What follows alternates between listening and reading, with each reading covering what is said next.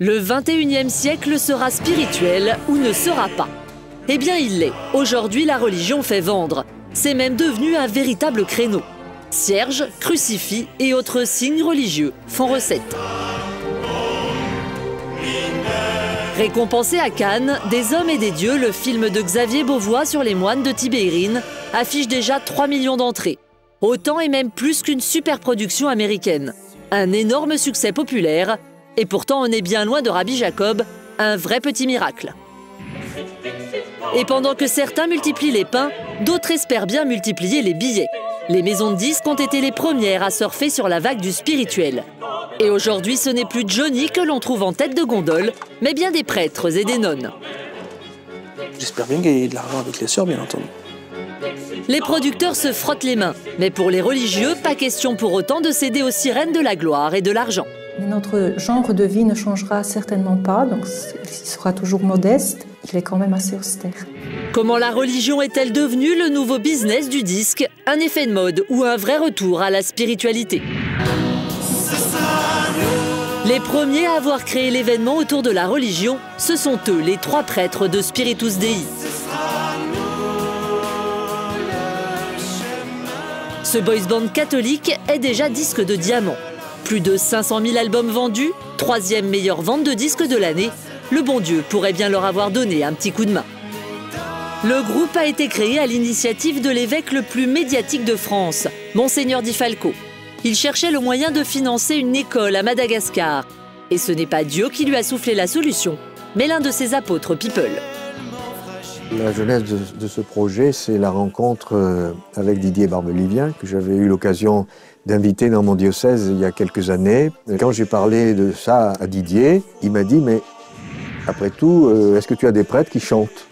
Et à partir de là, l'idée est née de faire un CD. Un succès incroyable pour ces reprises de grands classiques populaires. Mais ils ont beau remplir des églises comme d'autres remplissent des stades, nos 3 stars des cathédrales ne se sont pas pour autant écartés du droit chemin. On ne fait pas ça pour l'argent, c'est pour une cause, c'est pour un projet. Leur succès est tel que le projet d'école de Madagascar est maintenant largement financé. Alléluia.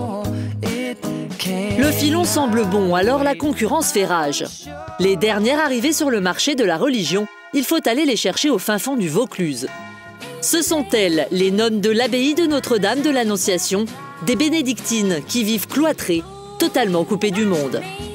Nous sommes la seule télé française à qui ces nonnes ont accepté de parler, mais sous certaines conditions. Nous nous sommes donc pliés à leurs exigences, partagé avec elles un moment de prière et réalisé notre interview derrière une épaisse grille de bois. Et pas d'exception à la règle, ces nonnes ont enregistré un album de chants grégoriens pour le compte d'un grand label.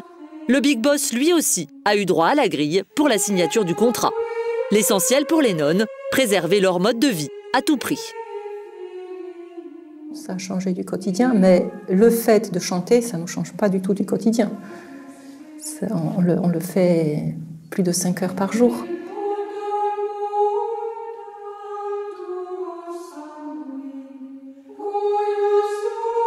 Pour elle, cet album n'a qu'un seul but, porter la bonne parole. Nous ne l'avons pas fait pour nous faire connaître, mais pour faire connaître le chant et la prière de l'Église. Au siège de leur maison de disques parisienne, on a su transformer le style de vie de ces nonnes en aubaine marketing. Avec elles, l'argument de vente est tout trouvé. On va finir à 25 000 en mise en place. Très bien. Et je pense que la semaine prochaine, on sera plutôt sur les 30 000. C'est quelque chose de frappant. Et quelque chose de frappant avec des religieux, vous n'allez pas le chercher dans le spectaculaire. Donc on va le chercher dans le contraste, justement. Et ce contraste-là, c'est un contraste d'isolement, de calme, de méditation. Un isolement certes vendeur, mais avec un sérieux revers tout de même. C'est une promotion qui n'est pas banale. Ayant choisi d'être retirée du monde, elle n'allait pas venir sur tous les plateaux télé, faire la promotion de leur album, chanter devant un public, etc. Et pour les nonnes, pas question de transiger. La règle, c'est la règle, surtout quand elle vient du ciel. Ça fait partie du contrat, il n'y aura pas de concert. Pas facile de gérer les contraintes des nonnes pour une maison de disques plus habituée à subir les frasques d'Amy Winehouse ou de Lady Gaga, leurs 2 têtes d'affiche au comportement pas vraiment catholique. Ses sœurs sont signées sur le même label que Lady Gaga. C'est amusant dans l'idée du contraste. On n'a pas réussi à avoir un duo. Mais même sans un duo scandaleux, le directeur de la maison de disques espère bien que ses petites sœurs vont atteindre les sommets du top 50. On s'est fixé un objectif d'être disque d'or, c'est-à-dire 50 000. Je pense qu'avec l'arrivée là de notre marketing, c'est un objectif qu'on va atteindre logiquement pour Noël. Je travaille dans une maison de disques, je travaille dans une industrie dont j'ai des objectifs de résultats. Donc j'espère bien gagner de l'argent avec les sœurs, bien entendu. Et c'est bien parti, puisque l'album des Nonnes se classe directement 4e du top classique dès la première semaine.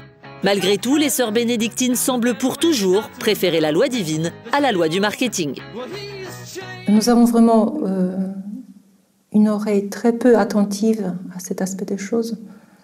Je ne pense pas que nous allons suivre le débit des ventes. Notre genre de vie ne changera certainement pas, donc il sera toujours modeste. Un vœu de pauvreté qu'elles entendent bien respecter. Ce n'est pas demain que les sœurs seront gagnées par le démon du showbiz.